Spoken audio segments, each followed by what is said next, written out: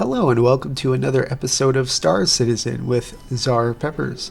I had something else planned for today's video, but then I came across the little bit of news that Star Citizen Alpha 2.0 had been released. So obviously I had to incorporate that into the next video. So after waiting several hours for the update to download, and then waiting some more hours until I could actually get on the server, I began to explore the birth of the persistent universe. As I did, I began to think, and that thinking is where the topic of today's video comes from. So here we go. When I was a kid, during the era of Windows 98, the original StarCraft, Star Siege Tribes, Half-Life, and all that, my cousin and I would often hang out and talk about the kind of game that we wanted to play. I loved spaceships and all that stuff, and I always dreamed of a game in which I could fly around space in big ships and walk around inside of them. That was always the big thing for me, was being able to walk around inside the spaceship. I wanted to wander from hull to hull through the bulkhead doors to take the lift down to engineering in a firefight as sparks flew all around me, frantically running up to the control panel in order to input some vital command in order to save the ship. Sure, there were plenty of spaceship games back then, as there had been decades prior, but in those games you were a ship, you weren't a person inside of a ship. You could play with your friends, but you couldn't be standing on the bridge commanding a ship with your friend on shields and another in charge of weapons. But at the time, the limits of technology made that a pretty tall order. So for that kind of experience, a ship made out of couch cushions, chairs, and my imagination would have to suffice. It was something that I still thought about, though, almost trying to create the game in my mind, thinking of what kind of experiences it would require to make it truly satisfying. Scenarios like being in orbit of a planet and having your engines damaged, forcing you to make a crash landing, then having to try and fix it so you can take off again. I saw that in an episode of, I don't remember the name of the show anymore. It had Dr. Keller from Stargate Atlantis in it, though, as a teen with rainbow-colored hair. Or being able to dock with another ship in space and get into the airlock and go over to the other ship and do ship business things.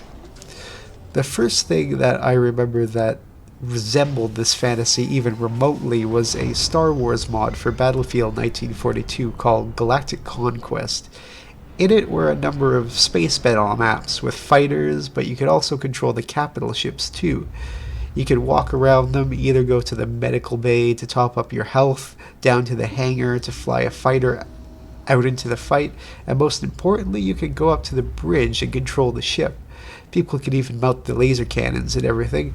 Granted, there were many glitches. If you ever played Battlefield 1942, you'll remember what it was like to walk around on the deck of a moving battleship. You could even walk around inside the Millennium Falcon, in which those glitches were most noticeable, but it was the best I was going to get at the time, so I enjoyed it regardless. That was it for quite a while, though. Throughout the next 5-6 years, nothing was coming out that resembled this game that I had always dreamed of. Then I started to hear about a new Star Trek Online game that was being developed. While reading about what that game was going to be, it sounded exactly like this game that I've always wanted.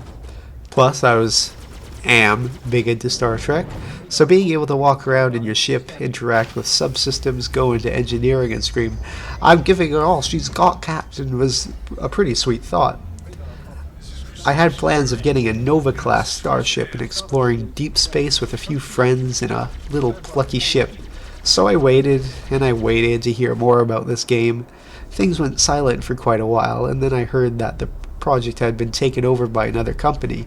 I didn't think much of it. I was just happy that it hadn't been cancelled, and I think it had been for a while. But the end result was nothing like the game that I had been waiting for, or that they said it would be. I played it for a while. It was pretty fun, but while playing I couldn't help but to wish it had been the game that it was supposed to be. So more years went by, and PC gaming wasn't something that I did very much. Occasionally I would fool around in Gary's mod or play a little StarCraft, but around then there wasn't really anything coming out that I was very interested in. For a while I was even primarily a console user, playing stuff like Grand Theft Auto 4 and Gran Turismo 5 on my PS3. But 3 or so years ago, I began to get back into PC gaming once again, and hearing more about VR made me think that now was the time to get back into it and put together a proper gaming PC one day.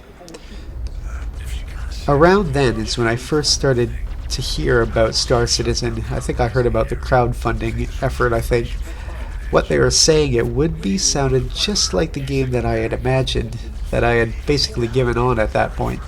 But I remember what happened with Star Trek Online, and I wasn't about to get my hopes up about it again.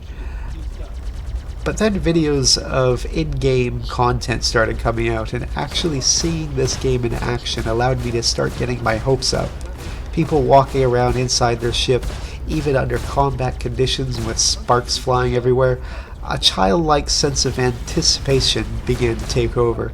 I read everything about it I could find, and I probably annoyed the hell out of my friend by always talking about it, and all the awesome stuff that you would be able to do in it. Robert's whole idea of having sort of a player versus environment aspect to where excitement would come from lots of small events.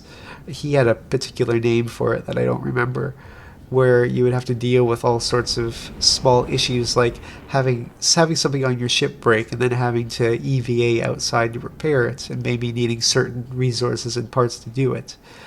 I had been playing around with Arena Commander stuff for a number of months now.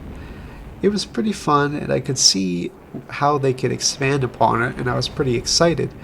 It could be a pretty amazing experience, but I decided to just wait a while until there was more developments before I really started to sink hours into it. So now here we are, bearing witness to the birth of the persistent universe. As I walk around and explore it, it's really starting to feel like the game that I dreamed of all those years ago, walking around inside your ship, going up to terminals and manipulating subsystems. I remember one day after messing around in Star Citizen, I found the first example of the touch panel interface. Afterwards, I was talking to my friend about how awesome it was how they incorporated interacting with the screens in game. He just sort of laughed at me that the thing I was so excited about was pressing buttons on a screen. But the way they do it feels so immersive, and that's what I'm looking for in Star Citizen. All those little details that make you feel like you really are walking around, interacting with ship systems, modifying shields and power distribution subsystems, turning off certain systems so you won't show up on scanners, all that neat, nerdy stuff. That extends to doing stuff like going EA into a disabled station or outpost and then floating around looking for a control panel to get power back on. The potential that such an interface has to fulfill all your sci-fi fantasies is really endless. But this is where I'm going to leave it for now. We've all watched countless videos on everything about this game, so there isn't really anything new I can say about it. I just thought I would tell you my little story and how this game could very well be the fulfillment of a childhood dream, as I'm sure it will be for any number of other people who grew up playing with Star Wars toys and watching The Next Generation. So, until next time, have a good one. Don't forget to like or dislike and subscribe or not subscribe. Subscribe. Yep. This is a creepy outpost. But I'll just leave you for... I'll leave this on for a little while. Let you watch. So, until next time.